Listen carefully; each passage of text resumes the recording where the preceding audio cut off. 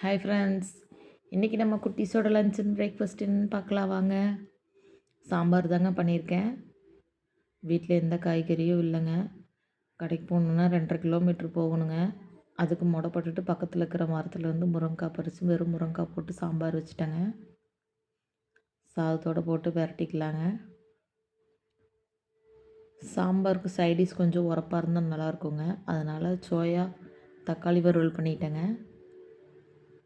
இந்த சோயாவை தக்காளி போட்டு வணக்கினா டேஸ்ட் சூப்பராக இருக்குங்க. வெரைட்டி ரைஸ் கூடயும் மேட்சிங்காக இருக்குங்க. அப்படியே முட்டை மசாலா வறுவலுங்க இது.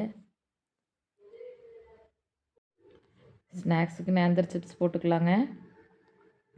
மார்னிங் பிரேக்ஃபாஸ்ட்டுக்கு பழைய கஞ்சி தாங்க கரைச்சி வச்சுருக்கேன். தயிர் சின்ன வெங்காயம் எல்லாம் ஊற்றி கரைச்சி வச்சுருக்கேங்க. சைடிஷ்க்கு முட்டை வறுவல் வச்சுருக்கேங்க. இன்றைக்கி நம்ம குட்டீஸோட லஞ்ச் தாங்க. வீடியோ பார்க்குறவங்க மறக்காமல் லைக் பண்ணுங்கள். பாய்.